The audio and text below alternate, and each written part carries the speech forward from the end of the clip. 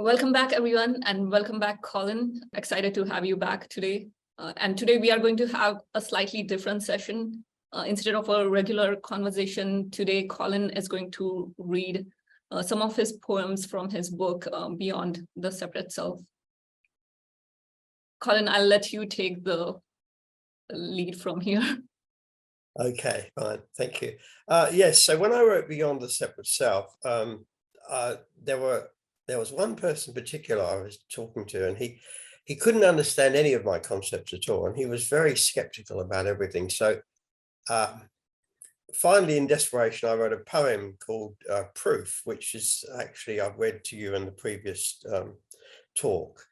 And he appreciated the poem, but he still didn't really get it. However, when I put the poem out onto my email list, I got an amazing number of very positive responses, and I was considering this. I was talking to a poet friend of mine, and he said that he thought poetry could be more powerful than prose, because in poetry, everything is condensed. And the other thing about poetry is it makes people consider and investigate for themselves the meaning of the poem, rather than having it all laid out, you know.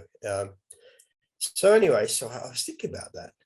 And then I started turning my books into poems. So each chapter of each book, I wrote a poem which basically encapsulated what the chapter was saying.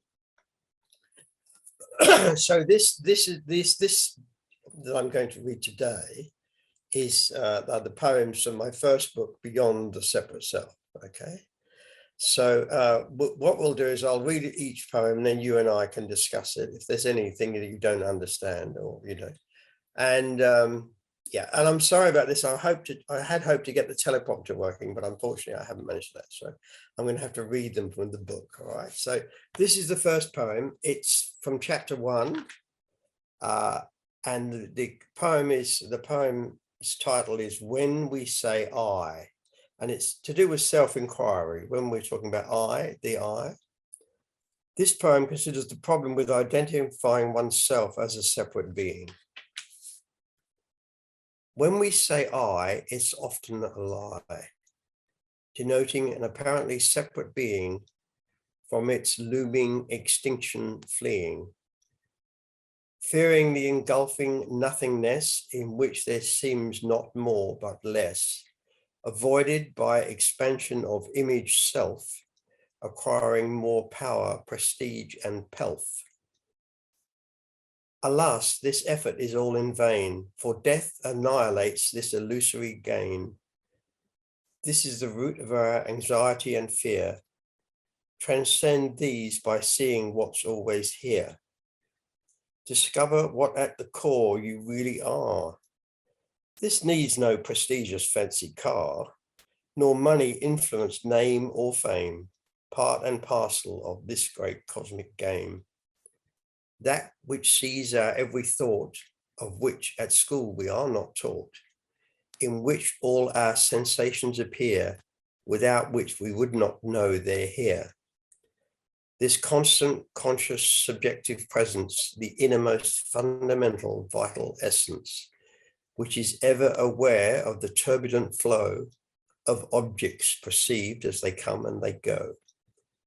Here complete stillness and silence reign, absolute peace with nothing to gain, for this just witnesses the cosmic play, utterly untroubled by whatever may. And the word pelf, which I used in the second stanza, it means money, especially when gained dishonestly. What was the word? Can you repeat that?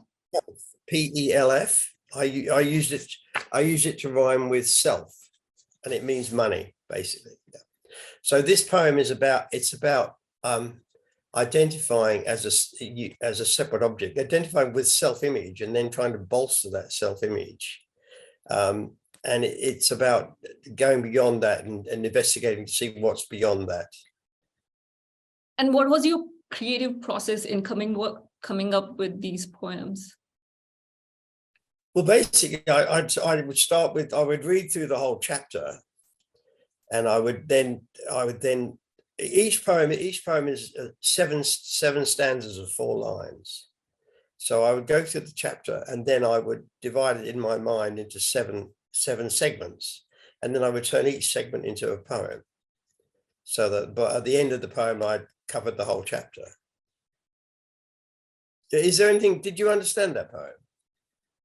Yes, it seems like you're pointing to that the self that we identify is a lie. That's the self-image. That's right. When we say I, it's often a lie, because most people, when they identify with their body, mind, and their self-image, rather than identifying with the essence which is behind those things. And it seems to point to that, like what we take it for granted as like, because in regular language, it's very normal to assume when we are talking about I, you, to assume that this is who I am. So this poem seems to point that that's not our real identity. That's right. That's right. Yes. Yeah. So this is the whole thrust of the process, is by investigation to go beyond the seeming separate self and see what the essence is behind all of that. Yeah. So this first poem is about misidentification, really, and pointing the way beyond that. I would love to hear one more poems of yours and then ask more questions. Move on to the next one, poem number 2. Okay, so poem number 2 is called Our Life is a Continuous Flow, and it points out the fact that our life is actually just a continuous flow of moment-to-moment experiences, which we cobble together and as a whole to form out to actually call our life. But in fact, every moment to each one of us is just an experience. That's all it is. Our life is a continuous flow of experiences which just come and go. Each of these has elements 3, thoughts, sensations, and that which these see. The first an ephemeral object pair, the latter the seer, ever aware. The former arise, exist, and subside in awareness in which they ever reside. So deeper than this material body-mind is this substratum so refined, this conscious, constant subjective core of which we can be ever sure. Awareness is forever still, perceiving mind and sensations as they mill, utterly silent without a sound, in which that thought and heard are found. Within this there is perfect peace, for body, mind, and objects cease to indicate what or who we truly are. Thus our contentment they do not mar. When we identify with this deeper level, emotions and thoughts will not emotions and feelings will not bedevil. Witness scudding across the sky of awareness which we can't deny. Just watch them as they come and go, exhibiting a spectacular show. Content, peaceful, ever at ease, for what commences will always cease. So this indicates that within each moment of experience, there are thoughts and sensations appearing in the awareness that we truly are. And this awareness is ever at peace, whereas the thoughts and sensations, they just come and go in that. So if we can identify with the awareness, we can be at peace just watching the thoughts and sensations come and go without them affecting us, without them making us, marring our discontent. Yeah, it seems to point to the ephemeral nature of thoughts and sensation. Yeah, that's right. Because they always just come and go. They all just keep coming and going, but the awareness is forever still behind them, just watching them. And without this awareness, we would not actually know of their presence. And do you think your listeners or readers are able to pick up on what you're trying to express through these poems? Is it like pointing? Yeah, well, it's that I have had feedback from some readers that saying how their poems have deeply affected them. I did have feedback from one earnest spiritual seeker who spent many years seeking, and he said that the poem I sent him actually awakened him. He awakened by reading the poem, so that was quite confirming, you know. Yeah. But I think it's probably the poems are easier to understand if you've read the book from which they come. If you've read Beyond the Separate Self, then the poems encapsulate each chapter quite nicely. But maybe if you haven't, it could be a bit trickier, you know. I don't know. What do you think? I'm reading to you, you know. Yeah, I think poems can create that place where it's beyond just words, because it's not like bound by logic or linear concepts. In poems, you're allowed to express in words which are which may not necessarily make any sense. No, that's true. I mean, to be fair, but these poems are based on chapters of the book are written in such a way that hopefully they'll be understandable. You know, they will point to what's said in the chapter. An interesting thing about poetry, though, especially when you're trying to rhyme, because I like to rhyme my poems, as you probably gather, is that it forces you to find different ways of saying things. Because when you write something down in prose, obviously you can write it very simply and straightforwardly. But in a poem, especially if you're trying to rhyme it, it forces you to think of new ways of saying it. And sometimes in that process, the poem actually says more than the original that it was based on. So that's quite interesting too. Yeah. I'd love to hear a couple more of your poems. Okay, moving on to number 3. Now, this is a poem about awareness itself, and it's called Awareness is Forever Here.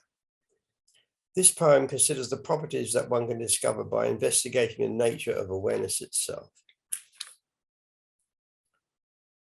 Awareness is forever here, in which mind and sensations appear. Its presence is fundamental, absolute, not incremental. Choiceless, requiring no effort, the seer of all that's thought. All that our senses detect on this conscious screen are decked, completely still without a sound, of every experience the ground, perfectly peaceful under no duress, ever silent and utterly motionless.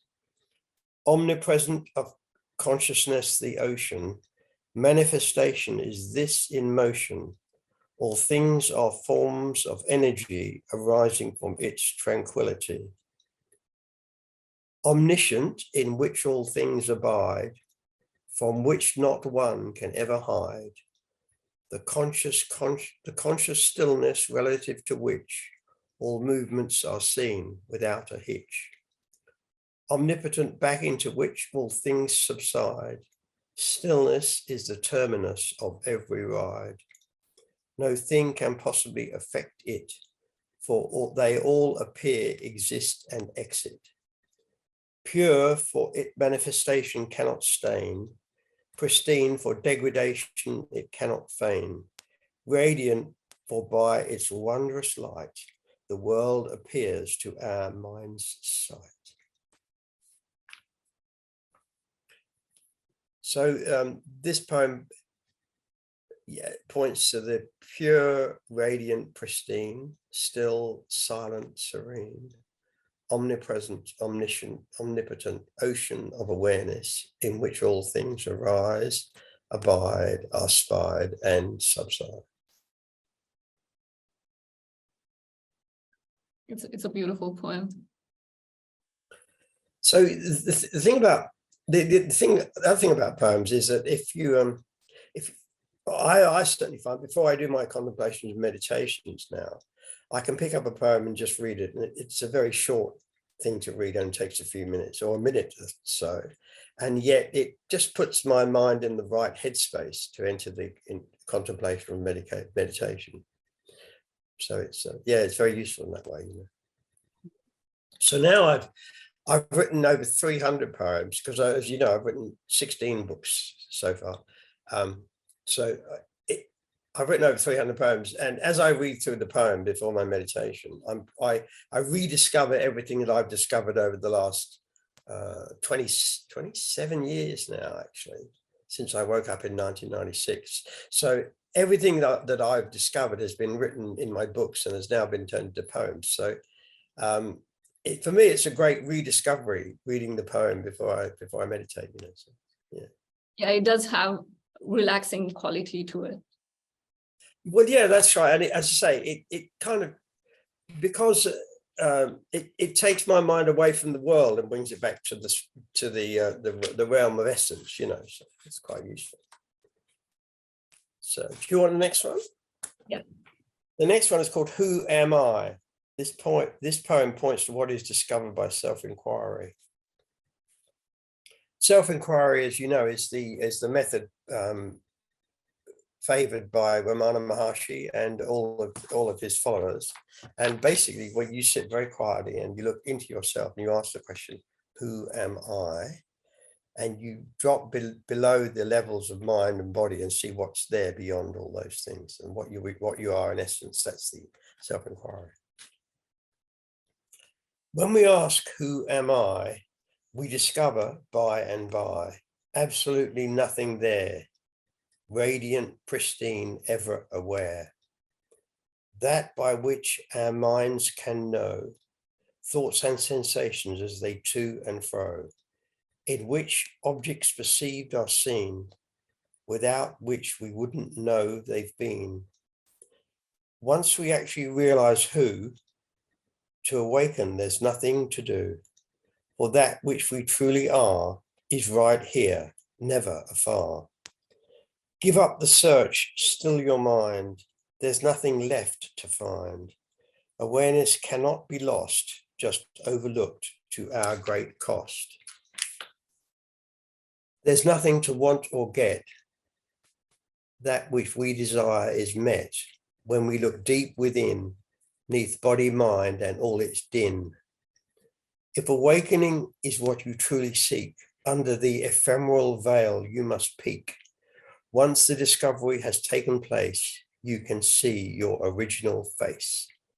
Then you can totally let go, relax, and enjoy the show. Tranquil, content, and ever at peace, let all becoming finally cease. It's wonderful. The last line of that, let all becoming finally cease. When we're identified with self-image, we continually are trying to become something. We try to improve ourselves. And the becoming stops us seeing what's here and now. It stops us living in the present moment. And by identifying with awareness, by discovering that we are pure awareness at the deepest level, then there's no need to become anything. We just are here and now as that. So that brings you back, to the present moment, to what is here at all times. Yeah. Nice. So is there any question on that one, or I can move on to the next one? I guess I'm just curious, which one is your favorite poem? Oh, I couldn't say, actually. It's interesting. I mean, as to say, before my meditation or contemplation, I just pick up the next book and read the next poem. And I'm quite often astounded what's in the poem. I don't recall necessarily having written it. It's just, so I find them all to be almost equally powerful, actually. So I couldn't really pick my favorite one, I'm afraid. I guess, yeah. And what you were saying earlier is correct. Like, even when you just simply read it, it shifts the ambience. Yeah. So, and the other thing is that when you spend a lot of time in investigation and discovery, you find lots of different facets of the absolute, and the way identifying with that as pure awareness can be assimilated into day-to-day living. You discover all these things, and So every time I read a poem now, it brings something back which I saw before, and that becomes a new entry point into the investigation. So because everything that you discovered is an entry point into investigation. You can use any one of them, because what you're entering is the ocean of consciousness, and each discovery is like a springboard into that ocean. But there's multiple different ways of entering the ocean. So yeah, I find it quite fascinating. Yeah. I'd love to hear some more of your poems. Number 5. Now this is interesting in that somebody was I described awareness as being nothing special. When I say nothing special, because it is the essence of all that is, then anything that appears in it is unusual or special compared to awareness itself, because awareness is always present. And when I mentioned this to somebody, they found it quite perplexing that I should say that. So awareness is nothing special. This poem points to the fact that awareness is absolutely normal, just overlooked, being the constant conscious subjective ground of being. When I say subjective, I mean that which sees rather than that which is seen, right? I don't mean subjective in that it's the way that each individual mind looks at something. I mean, it's the subject rather than the object. That's what I mean by the word subjective. Do you understand? Okay. Awareness, nothing special is. Non-dual, there is only this, which effortlessly facilitates experience of ephemeral states. Every object comes and goes, resting in its sweet repose. So more extraordinary are they than this, present, come what may. Underlying the universe and its manifestations so diverse, in which things arise and reside, back into which they all subside. Abiding in its natural state, our consciousness so innate, this which informs the mind of that which in the world we find. Alas, the usual ego state tends awareness to underrate, searching for something more exotic than this which we need not pick. Far and wide does the mind roam, deluded, missing its true home, seeking what's already here, closer than close, nearer than near. Just like a confused cattle drover, not realizing that the search is over, whose herd he has already found, out seeking their tracks upon the ground. That last stanza is from it's from the 10 Bulls. You know the famous Zen 10 Bulls, and it's also actually in the Tibetan Book of the Dead. It actually talks about seeking for something that's already there and all the time, that you've actually got within you, and you're out looking outside rather than looking within. So yeah, it's very fascinating to me that the same thing can be pointed in so many different ways. As well, that's what I mean. Yeah, and because I'm always trying to find ways to point to it so that almost anybody can get it, and everybody's mind is different, so they all have a different bent, so the more ways you can point it out, the better it is, actually, because then you can actually, because my whole aim is to just help people awaken to the truth of their being, because if they do that, then basically their lives just improve immensely, and it improves the lives of the people that they come into contact with too. So and your yes. book, I remember, and I didn't get a chance to look at the whole thing, but some of the references you also refer to the end of like anxiety. Well, that's right, because most of our anxiety and mental suffering is caused by misidentification. While you identify yourself as a separate object in a universe of separate objects, which most people do, then you're continually worried about that separate object, about its preservation, about its advancement. You're continually worried its own interest. You're worried about self-interest, self-advancement. often, and this causes a lot of mental suffering. Whereas when you're identified with the totality, the awareness of which is the essence of all, then basically all of that mental suffering caused by misidentification ceases completely. And anxiety, existential anxiety completely vanishes, because you know that you are just part of that. You're part of the totality. So even what happens after you die is irrelevant, because the totality will continues. That's eternal. And these mind bodies are just ephemeral expressions and instruments of that. But that essence that we are just continues. That's never lost. So that gets rid of all existential angst. And as I say, most mental suffering is caused by misidentification. So, yeah. I'd love to hear the next poem. Okay. The next one is called At Home. This poem considers the fact that we are always at home in the essential heart, and that we only imagine that we have left. So this poem actually uses definitions from the Oxford English Dictionary for the heart and at home. At home in the essential heart, the central innermost vital part. Here we flourish, live and reside, wherein there is no need to hide. From which we can never leave, thus there is no need to grieve. Imagining that we have already left, evoking feelings so bereft. This is part of the cosmic play through which consciousness may experience the amazing range of thoughts and sensations as they change. For if we continually stayed home, not allowed to seem to roam, we would always be totally at peace. So variety of life would greatly decrease. This gives the secret clue. When suffering, just ask who, revealing that feelings come and go in that by which our minds can know, in which mind and body appear, by which through us that sees there here, from which we are never separate, awareness, our essence so innate.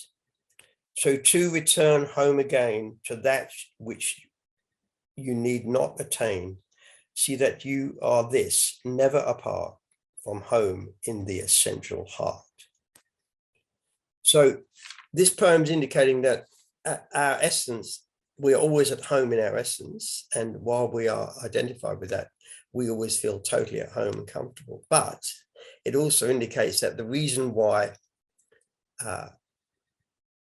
we experience the world through our thoughts and sensations is that's how the awareness itself, consciousness, experiences its own manifestations. It uses us as its instruments to do that. For every thought and sensation that we have appears in awareness itself. So we are instruments of that. And if we always remain at home, grounded in pure awareness, i.e. in meditation or peace, then the variety of experiences available to awareness itself through us would greatly decrease. Do you understand that? I didn't understand the last part you said. Well, if we remained always, see, some people seem to think that the aim of spiritual life is to get into this state where you're they call it samadhi, where you're basically just aware of awareness itself totally, and you're not integrated and dealing with the world itself. You're actually, people go and live in a cave, or they become a monk. A lot of people think that the aim of life is to realize the absolute and then just stay in that state of realization. However, if you do that, then what you're actually doing is you're not using the body mind as its full potential to allow that to experience its own manifestation, to experience the world, because every experience that we have, every thought and sensation that we have appears in that itself. So, yeah. So, yeah. it doesn't matter if you're in a cave, in a mountain, or you're just living a regular life. No, in fact, I regard living a regular life as being more true to our actual purpose in life than living in a cave, because that way, living a regular life, you get everything that you experience in this worldly realm is experienced by that awareness itself. So you actually get offering that a greater realm, a greater variety of experience than just by sitting in a cave. Do you understand that? Yeah. I like to, having done a lot of study and a lot of investigation, I've discovered that the absolute manifests for its pleasure and to reveal the hidden treasure. Now, for its pleasure obviously means to experience its own manifestation, and to reveal the hidden treasure means to find itself within itself, to find the absolute within that, within manifestation. So there's a dual purpose to creation, but one of the first one is for its pleasure, i.e. to experience and enjoy its own manifestation. So when you just sit in the cave, contemplate the absolute, you are trying to reveal the hidden treasure, which is the second one, but you're not allowing it the pleasure of its own experience. You understand? Yeah. So anyway, so that's, but what it doesn't matter, because you're always at home within both realms. You are at home if you realize that. That's home. Okay, this next one's slightly more paradoxical. Let's see if you can get it. It's called Nothing Matters, right? Nothing matters. Now, when you consider that phrase, nothing matters, it has various different interpretations. You could say that nothing matters, there's nothing that matters, right? Or you could say that nothingness itself matters, i.e. it's important, nothingness is important. Or you could even say that nothing matters, i.e. nothing, that we use the word matters as a verb, matter meaning to create, nothing creates matter, nothing matters. So there are three different interpretations of the phrase nothing matters, and this poem deals with all three, okay? Nothing matters. Matters? No thing ultimately does. They arrive and depart on the cosmic bus, in that in which they all arise, abide, and wherein each subsides. That has taken on every form. These come and go as the norm. To know itself in many a guise, it dresses up in every disguise. Nothing matters is a vital key, relative to which all things we see, without which we could not know thoughts and sensations as they flow. Everything is energy, thus in movement, in consciousness needing no improvement. Awareness is its name when totally still, where there is nothing for it to fill. Before all movement there is rest. Objects arise at that's behest. In that they reside, awareness itself. To stillness they return back onto the shelf. Thus nothing matters, for it creates, as all motion arises from the still state, which contains all potential energy, manifesting as the universal synergy. Therefore, nothing matters in each way, for its three meanings we can say. So just relax, totally let things come and go, sit back and enjoy the absolute show. So within that, once you realize that nothing matters, that is a great sense, produces a great sense of relief, actually. And then you can sit back and enjoy the absolute show. And so it starts off with the first meaning, nothing matters, because no thing in existence matters, in that everything in existence is impermanent. Everything's ephemeral. Everything comes and goes, resting in that sweet repose. That's one of my favorite little stanzas, those two, actually. Yeah. So did you understand? Go on. Yeah, I love that you pointed to all three different interpretations of nothing matters. Yeah, well, they're all important. I mean, the first one, nothing matters, so you can relax, because nothing in creation actually matters. Nothing can affect that in which they appear in consciousness itself. And then nothing matters. Well, nothingness is actually a property of awareness itself, consciousness, because awareness is consciousness when it's at rest, when it's still, when it's totally still. And in that state, there are no thing, because all things can consist of cosmic energy and are thus in motion. So awareness, when it's still, is there's nothingness. And also nothingness is vital in terms of perception. When you perceive anything, you always perceive it relative to the nothingness in which it appears.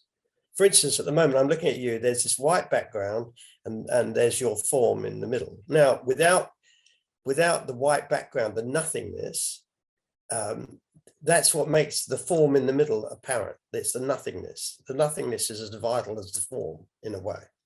Yeah, so nothing matters in that way. And then nothingness matters because all creation comes from nothingness and returns to nothingness. So nothingness matters.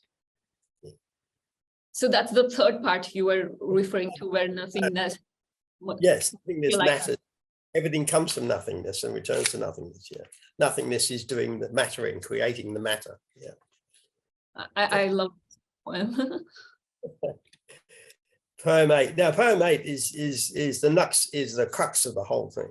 It's called relax. This elucidates the fact that relaxing into awareness is the easiest way to awaken. You've just got to relax completely. The easiest way to become wide awake is to totally relax, for heaven's sake, into pure awareness, your innermost essence, beneath body and mind with all its nonsense. This simple mischievous thought is liable to make the mind distraught, wondering how to achieve or find this state and acquire the relaxation which I relate. Don't worry, just apply this elegant test. Am I aware of the thoughts with which I am blessed, or the sensations which in my body appear? If yes, then awareness is already here. These fleeting objects appear on its screen by viewing which they can be seen. So body and mind exist at the surface level, the deepest awareness they cannot bedevil. In this, there can be no fear, for awareness is forever here. This need not be achieved, found, or got. Absence, lost, or missing, it is not. This is ever silent and still, witnessing things that seem to fill. As this, we are always totally at peace. Identification with body-mind completely cease. So to relax into that which we truly are, eternally carefree, never below par, the cosmic audience of one, viewing its manifestation just for fun. So that's, that's about relaxing into that which you are, pure awareness.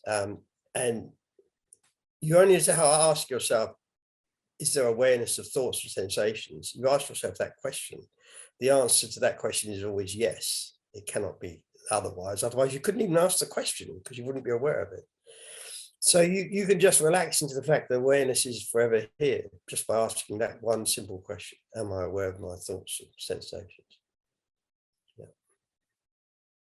And relaxation is really the key. You just to relax and let go into awareness of awareness. And that's basically key. Yeah. What was the title of this poem? Relaxation. Relax. That's what it was. Relax. Yeah. Yeah. Yes. Okay. Do you want to move on? Yes, for sure. Number 9. Now, okay. Before I woke up in 1996, I spent many years doing mantra meditation. You know about mantra meditation, where you basically just repeat a mantra to yourself. So I was initiated maybe 20 years before that by Satyananda into mantra meditation. The meditation you did there, you you concentrated on the breath, and as you breathe, as you were aware of the breathing, you repeated the mantra with the breath. And also he gave us a psychic symbol to visualize. So you had three things basically to do, but concentrating on the breath, the mantra, and the psychic symbol. Okay. Now, after my awakening in 96, which was actually achieved through self-inquiring, asking who am I basically let that whole process go, because that process is quite interesting, but it's quite hard. With that particular type of meditation, you're meant to concentrate the mind so strongly that at first the breathing, just the awareness of the breathing falls away, then awareness of the mantra falls away, then awareness of the psychic symbol falls away, and it leaves the nothingness in which they all appear. But it requires a great deal of concentration to do that. Okay. And how long? Sorry. How long do you do that? Well, in theory, if you're intent on getting to the final goal, you do it until it actually happens. But I mean, it can take many years and many hours every day to get to that, because it requires an amazing amount of concentration by the mind. What you're basically trying to do is reach the state you're so concentrated that everything disappears from the mind. And it gives you a tool to do that. It gives you three different things to concentrate on. And you concentrate so fully that they drop away one by one, finally leaving the nothingness. But this is the same nothingness that can actually be realized just by becoming aware of awareness, because awareness, as well I explained before, is nothingness in its own way. Anyway, but since then I've discovered, I was thinking about mantra, and the mantra I use is called Om Namah Shivaya. And I discovered that you could actually use mantra meditation in a way to reveal the aware nothingness very simply without having to reach such a deep state of concentration. So this is about mantra. Okay. How to use mantra repetition as a means to become aware of aware nothingness. Although there is nothing to achieve, find, or get, when awareness of awareness has been fully met.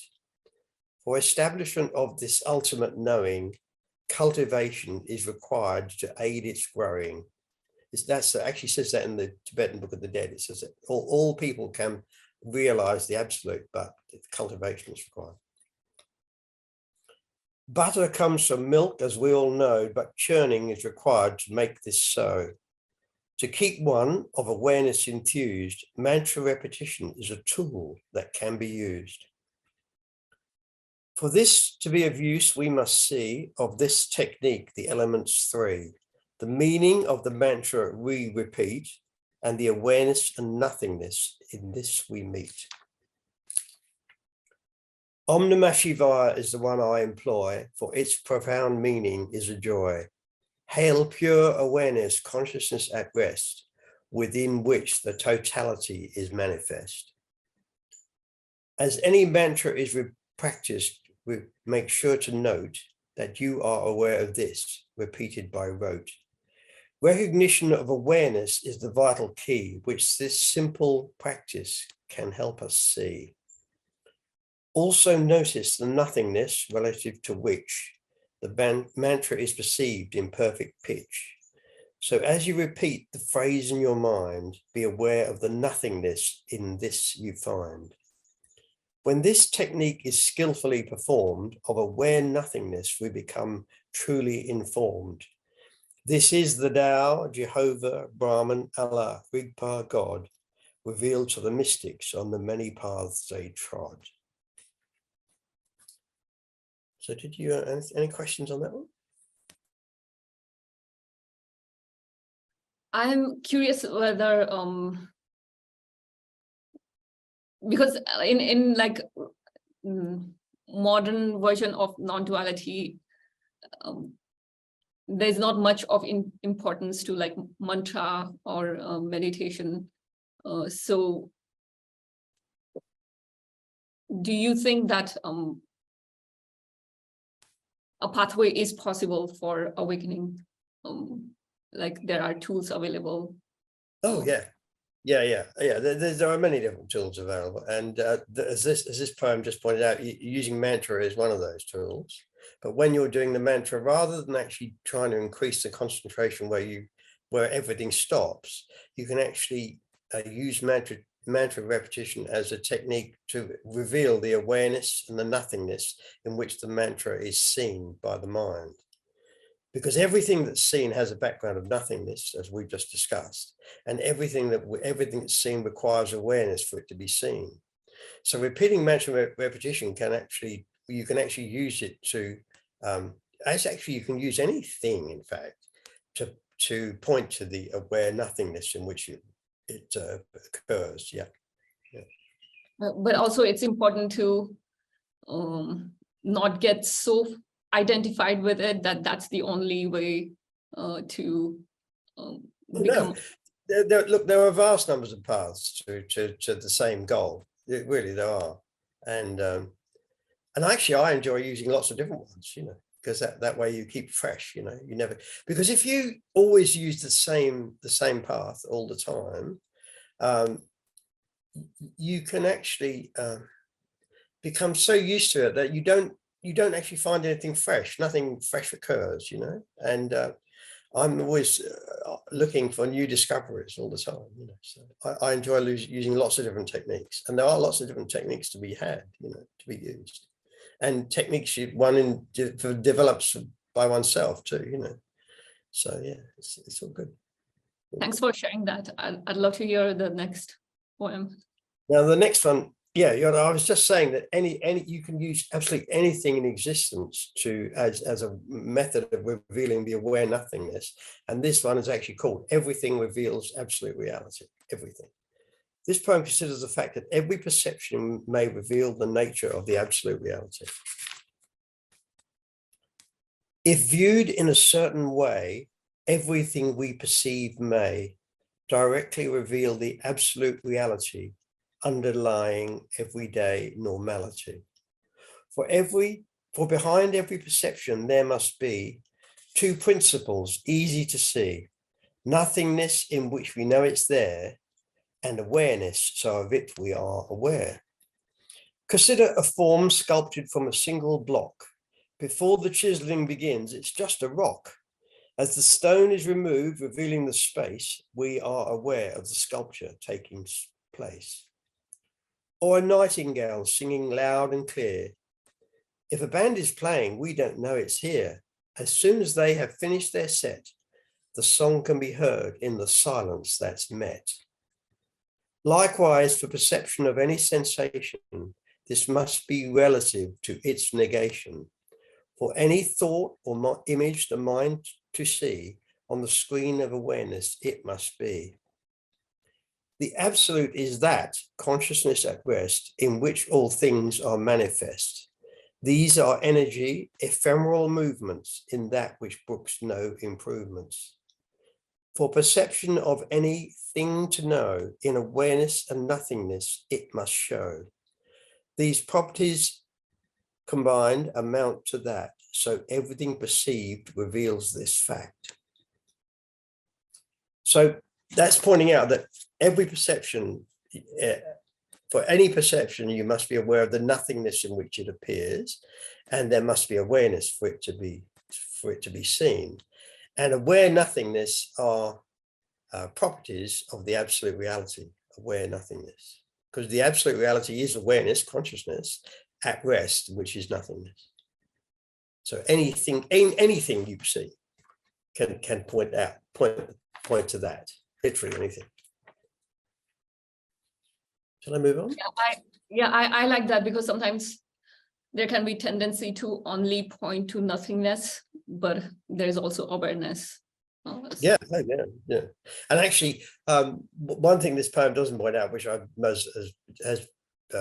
discovered as time goes by, which is pretty obvious, is that not only for any perception, not only do you need the nothingness and the awareness, but you need the radiance by which that perception is seen also. If you look at, for any perception has three vital elements. There's looking at this coffee mug, for instance. Okay, the coffee mug there. For me to see this coffee mug, it must be illuminated by light in this case. But when we talk about other perceptions, we're not talking about physical light, but we're basically talking about radiance, which is the quality by which the thing can be seen. And then there's the nothingness, the space in which the coffee mug appears. And then there's the awareness which sees that. Those are the three vital perceptions, elements of perception: radiant, aware nothingness. Yeah. And actually radiant aware nothingness to me is, that is how the absolute is perceived. It's radiant aware nothingness in which all things come and go. Yeah. So anything, shall I move on to the next one? Yeah, sure. Okay. This is called nothing to do, no problem to solve, showing that with no problem to solve and with the intent to recognize awareness itself, the mind can become still. Nothing to do or problem to solve, the recognition of awareness to resolve. For this is the constant conscious screen on which thoughts and sensations are seen. The mind is a problem-solving device which quietens down when there are none to entice. When intent on identifying with the deeper level of awareness, then thoughts will not bedevil. This intent is better than going to church to aid the mind in calling off the search. For non-existent problems to crack, as in awareness, there is no lack. Unless the mind is given a task, it will probe and spin and ask. This intent is a vital, precious clue which sets a task with nothing to do. When it is on a task intent, the mind's meanderings will relent. In this, it may well become still, for there is nothing for it to fill. When thus engaged, it will not follow stray thoughts and feelings that show. These will just float across the sky of awareness which it cannot deny. With no problem to solve, the mind can let go, which sets the milieu in which it can know. The underlying constant conscious screen, awareness ever radiant, pure and pristine. So this points to the fact that the mind is a problem-solving device. Basically, that's what it is. It's always looking for problems to solve. And if you give it a problem which actually there is nothing to do and no problem to solve, but if you keep it intent on that actually, then it will look at that and say, well, there's no problem to solve here. There's nothing to do, but provided your intent is to keep on that particular train of thought, yeah, then it may well let go completely and just let the thoughts come and go without following them at all, because it is intent on staying aware of awareness itself, and there's no problem to solve in that. Awareness is always here. We can see that. So this poem is really about intent. It's about having the right intent, yeah. Like using your mind like a tool rather than. Well, that's what the mind is, but unfortunately we all misuse the mind. When we misidentify, we misuse the mind actually completely. Yeah, we allow it to be the driver for everything rather than. Right. Yeah, whereas in fact it's a wonderful instrument. I mean, the mind's fantastic, but it's wonderful when it's an instrument and not the master. You have to realize that it's the servant and not the master. Yeah. And awareness kind of like shifts that focus, where rather than being drowned in the activities of mind. Oh yes, that's right. Yeah. When you're identified with awareness itself, then as I said to you before, all the non-existent, all the needless mental suffering and anxieties finish completely. And that's what actually causes the mind to spin, that suffering and anxiety. When the mind stops spinning and just becomes still, then it's just a wonderful tool, ready to solve problems that come as they come up, Yeah. And it becomes much more efficient actually at solving problems in that state, because it's not spinning on 1,001 other things, It's just one pointedly solving the problem. Yeah. Thanks for sharing that. Sorry. Thanks for Right. sharing. Oh, you're welcome. You're welcome.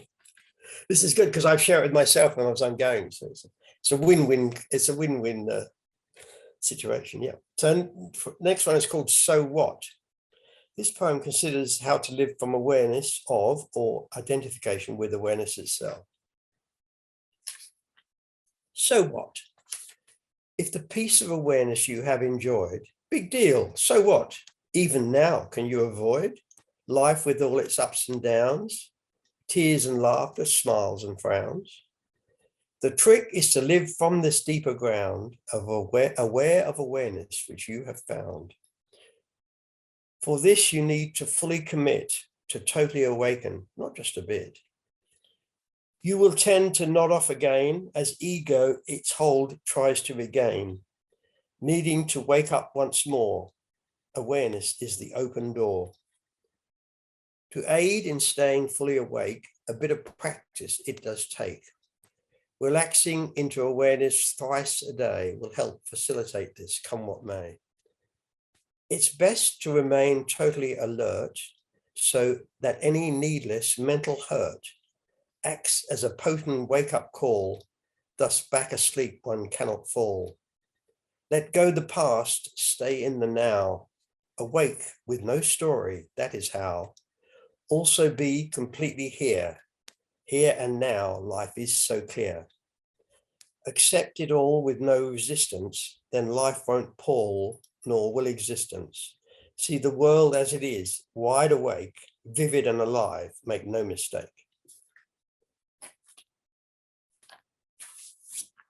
Can you elaborate on that? I would love to hear your elaborate on the whole thing.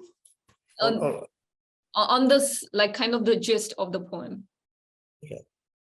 Well, yes, the gist of the poem is that the way to overcome life's mental suffering is just to stay awake, and that anytime any needless suffering occurs, this should be a wake-up call. As soon as your mind starts spinning or suffering, you should immediately look and say, oh, hang on, am I that which is aware of the suffering, or am I the suffering itself? It's a very simple technique. As soon as any mental suffering occurs, you should look and see that this is causing misidentification.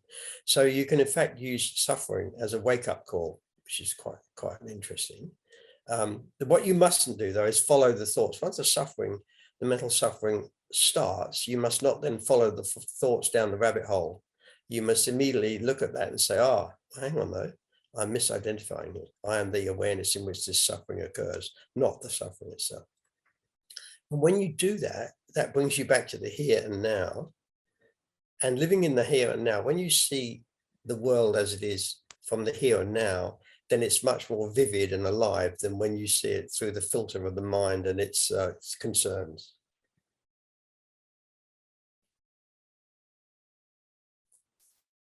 Is that enough? Yeah, that makes it easy to understand. It's also relates to what we were talking earlier about mind. That's right. Yeah. Because normally, because when the mind is spinning, then I mean, for instance, I like to walk in the rainforest. I live in the rainforest. Now, when I walk through the rainforest with a still mind, just enjoying it as it is, it's much more vivid and alive and awake than when I'm walking through thinking about things. If I'm walking through thinking about a problem, but basically you don't really see it at all when your mind is engaged in something else. It's just it could almost not be there. I mean, I see people walking through the rainforest talking to each other all the time as they're walking, and they basically see nothing. They're just engaged in the conversation, but the beauty of the natural environment is totally lost to them. I mean, Krishnamurti was famous for this. Krishnamurti loved to go for long walks by himself, about 3 or 4 hours at a time in nature, and he didn't like taking anybody with him.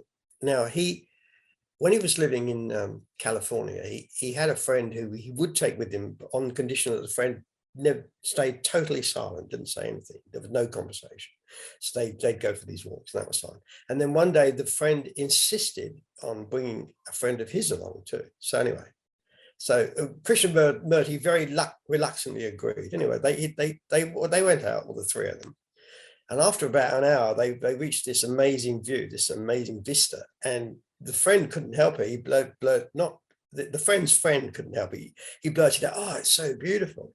Anyway, when they got back, Krishnamurti said, don't bring that fellow again. He said, "Why not?" He said, "Well, he talks too much." All he said was, "It's so beautiful." So as soon as you start evaluating things in your mind, as soon as you start evaluating them in any way, you actually cover them up, the natural what isness of it. Yeah, that's right. So.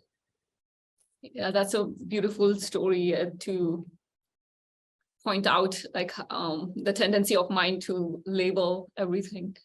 That's right. As soon as you evaluate it any way, I mean, that's why. I mean, I'm sure we've all had experiences in our life where you stumble on something wonderfully beautiful to look at, and it stops the mind, and it's just exquisite. But as soon as the mind comes in and starts labeling it, say, "Oh, that's a wonderful, beautiful," then immediately you basically lose that direct perception of it. Yeah, that's what happens. Okay. Poem 13. I can just hear my grandson out there carrying on. Anyway, this poem is called "The Cart Before the Horse." Now, this elucidates the fact that spiritual qualities that a lot of paths say you need to foster to become awake are actually the outcomes of awakening itself. So for me, awakening is paramount, and then these qualities come in, rather than doing it the other way around, rather than fostering the qualities so you can awaken. Mm-hmm. It's called the cart before the horse. You know the expression, the cart before the horse. I was not able to hear it clearly. Cart. No, the expression, the cart before the horse. Have you heard that? Oh, yes, yes. Oh, yeah. Yeah, it's a famous expression. The cart before the horse. Anyway, so this poem is called "The Cart Before the Horse." According to many paths on the spiritual roster, to awaken there are qualities we need to foster. But this is putting the cart before the horse. When awake, they appear as a matter of course. Compassion is a matter of recognizing we are the same, not just empathizing. When awake, it's easy to see that I am you and you are me. Discrimination between the real and the unreal means to see and know and feel the difference between awareness, consciousness at rest, and ephemeral objects which in this manifest. Love of God and one's fellow men results from seeing, when we awaken, that all is one, for love is no separation. Awake, this is clear, needing no preparation. Contentment is remaining unperturbed by things which, when asleep, we are disturbed. Awareness is unaffected by what it's seeing. As this, we exhibit this quality of being. Detachment, that is not to cling to anyone or anything. Awareness just witnesses what is. Awake as that, one also does this. Abandon sleep, arise, awake. Dethrone the ego, just a fake. Investigate, uncover what's already here. Awareness in which these qualities appear. So this is saying that qualities like compassion, discrimination, love of God, contentment, and detachment arise automatically out of awakening itself. Rather than having to foster these to become awake, when you awaken, these qualities just arise by themselves, because these are qualities of awareness itself. And when you become identified with awareness, there they are. It's like an after effect. Yes, that's right. Yes, that's right. Yeah, that explains the title of your poem. Yes, that's right. The Cart Before the Horse. Yeah. Okay. The next one's called Freedom. This poem shows that freedom requires absolute commitment. Okay, it's not an activity for the dilettante. For freedom. Although awareness you may have seen, you may still say, my story must mean something profound about my essential being, although discarding it is wonderfully freeing. Now a decision you must make of which you would rather partake, the level of ego, thoughts, and the mind, or the awareness in which these we find. If the formal level is that which you prefer, through a darkened filter, the world you infer. Whereas if the latter, abandoning the story, is existence you perceive in all its glory. For this to be absolutely so, the past you must totally let go. As if about this you start to hedge, then this is the thin end of the wedge. When past feeling and memories flow, just watch them as they come and they go. With no story, then without a doubt, their occurrences will slowly peter out. These also can act as an alarm bell so that we do not fall back into hell. Thus, when they occur, if we stay awake, needless suffering we can forsake. Total vigilance is what is required to keep us as awareness identified. Finally, all or nothing it must be to be absolutely and utterly free. So all or nothing means that you must be totally committed to identifying with and staying identified with the absolute, with awareness itself. You must. So whenever any misidentification occurs, basically, which causes suffering, you use that as an alarm bell to bring you back to awareness itself. You don't allow yourself to wallow in your story. In fact, you have to completely let go in the long run. You have to completely let go of the story of who or what you think or thought you were. Yeah. And that's the freedom. Yeah. Freedom from. Yeah, freedom from your story, because it's the story that weighs one down. It's the story that puts an unnecessary burden on oneself. Actually, the story of what you think you are, what you think you might be. When you can let the story completely go, then that burden's completely lifted. It's just, and one feels literally enlightened. Yeah. Nice. Now, the next one. Okay, this next one's slightly more complicated. In Mahayana Buddhism, they have what they call 10 stages of awakening, and each stage of awakening has a particular virtue which they say you need to foster for this stage of awakening to take place. I would actually say that when you awaken, these virtues appear by themselves, but this is just another way of looking at it, I guess. So anyway, it's called the full potential, because people have asked, what's the full potential of awakening? Well, these virtues which come out of awakening itself indicate the full potential. Okay. Of awakening, what is the full potential? One cannot say. It's beyond experiential. To further spiritual deepening, there is no end. Great masters say, on whose words we can depend. The deeper you go, the more you will find, for what is investigated has no limit defined. For example, in Mahayana, there are 10 stages of bodhisattvahood to be attained over many ages. The first, joyful, where one perfects giving, governed by compassion to liberate the living. The second, stainless, where morality is to be perfected, natural to those in whom no separate self is projected. The third, luminous, where patience is to be developed, for those with no self are never by anger enveloped. The fourth, radiant, perfecting vigor or effort, resulting from awakening where self cannot be sought. The fifth, difficult to overcome, perfecting meditation. When I say difficult to overcome, it means difficult to overcome by the maras, and the Buddhist maras or demons are actually their mind-created demons. Every single demon evil spirit or the devil, whatever, these things are all mind created. They don't exist in reality. They're all mind created. And once you become awakened, you just see them as manifestations of the mind appearing in the awareness that you are. Okay. So they have no effect on you. It doesn't matter how horrific they are, they have no effect on you whatsoever. Okay. So that's why it's called difficult. The fifth, difficult to overcome. You cannot overcome this awakening. These Amaras cannot overcome this awakening because it just sees them for what they are.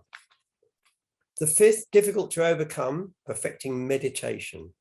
Powerless, the Maras are powerless. Powerless when recognized as mind forms without any hesitation. The sixth, face-to-face, perfecting wisdom and gaining total insight. Spurning para-nirvana.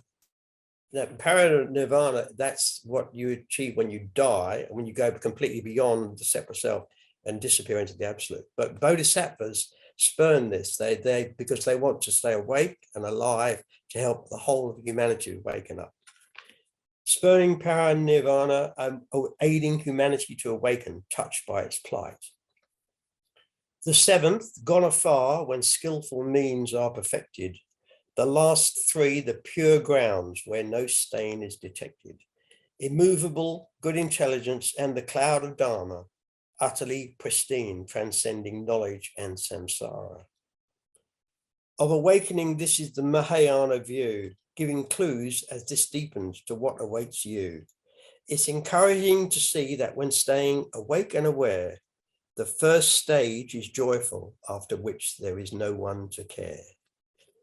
So, the first stage, just the first stage of 10 is joyful. And the first stage is to recognize there's no separate self. And after that, there's no one left to care. So it doesn't matter in that, it doesn't matter how long you spend cultivating the next 10 stages, you're joyful with no separate self. So basically you're free. Yeah. Okay. Anything about that you want to ask? Can you elaborate on the 10 virtues that the Okay, the 10 virtues then are giving, morality, patience, vigor, meditation, wisdom,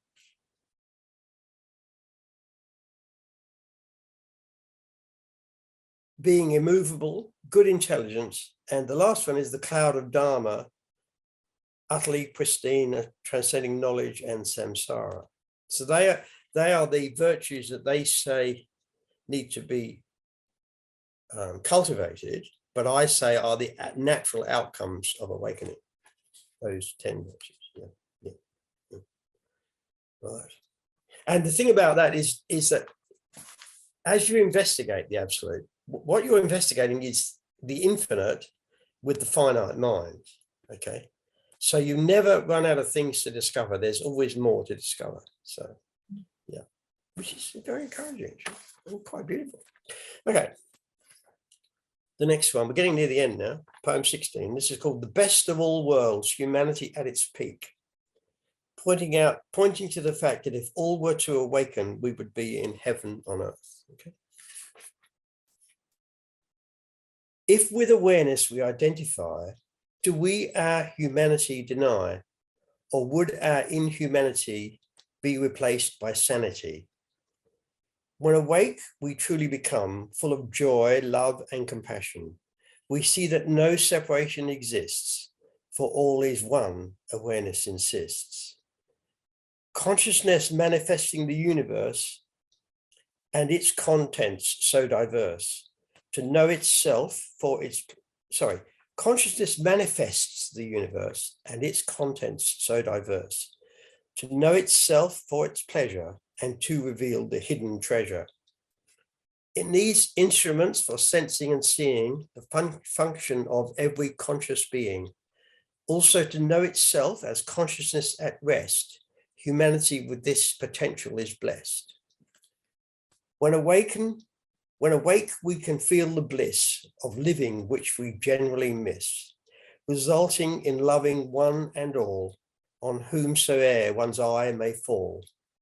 For awareness, the lover, consciousness at rest, and the beloved manifest at its behest, are forever one, locked in an eternal embrace in which no parting can ever take place.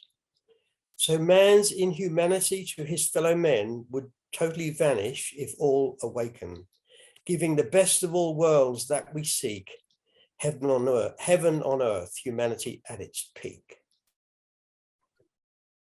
Yeah, so the point of that poem really is to say that if we were to all awaken, then we would all see each other as being the same as ourselves. We would all be one. We would see everyone as one. And then compassion is natural in that. Compassion is not something you have to foster, because when you see as all beings as one, then there is no separation. In no separation, there is only love and compassion. And in that situation, if we were to all awaken, that would be heaven on earth. There would all strife, all mental strife, all strife between humans would totally vanish. Yeah, I think that's a great step forward. If awareness is like not just us talking about in like small niche circle, it is recognized as a whole.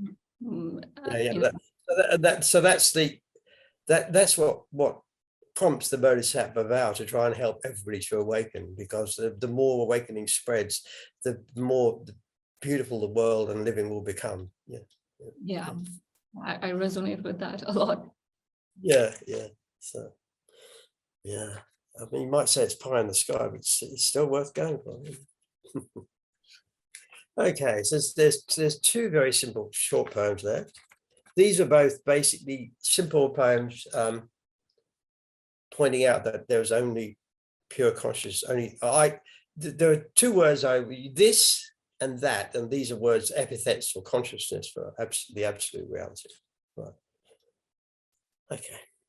This and that are both epithets for universal consciousness, awareness at rest, and cosmic energy awareness. Awareness is consciousness at rest, and cosmic energy, consciousness in motion. Right. The first one is called this. I am this, you are this, we are this. All is this, just this is, only this. Thus, no fuss or us, not two or you or who. Just one, it's done, must run, have fun. So that's this, okay? Yeah. And then there's that. I am that, you are that, we are that. All is that, only that.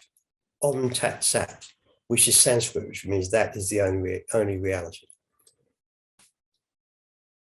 I am that, you are that, we are that. All is that, only that. Om Tat Sat. So, no need to know or where to go. As well, no heaven nor hell. That's the Tao, no why or how. Or sacred cow, just be here now. That's Beautiful. The book. That's all. That's the whole book. So we've done the book now. I love how there are simple rhymes in the poem, and it's easy to understand. It's not complex words in there, so it has a very nice flow to it. Yeah, simplicity. If you can achieve simplicity, that's the key, really, because the whole awakening is amazingly simple. Actually, it's nothing complex about it, and complexity and jargon just tend to cloud it, So yeah, I also like sometimes some poems, when I read them, I have to pause and look up all these new words. Yeah, you don't want to be doing that, really. I mean, occasionally I did use the word pelf in one of them, which is a bit obscure, but I did then explain it at the end of the poem what it is, so people wouldn't have to reach for the dictionary. Yeah. It's just a very occasional. I mean, how many words rhyme with self? There are very few. I can't think of any. I can't think of many other words that rhyme with self, actually. I suppose there are. Anyway, yeah. So just occasionally you have to, but really beautiful poems, and I love how much you were able to explain by just simple short poems. It's no problem. Yeah, well, I've got another 14 books of poems. There will be 16 eventually, so we can do this again. I really enjoyed this. I think this simplicity is so much more powerful. I agree. Yeah. The simpler the better, really. Yeah. And it's the world's also, not going to. Sorry, go ahead. I said the world's not going to awaken if it's kept complex and hidden, you know. I love how creative this session was. Like, rather than having a conversation, it was it felt like creative and light. It had a very light. Poetry is lovely like that, actually. It really has the ability to kind of lift one, you know, to make one feel light. Yeah, it's great.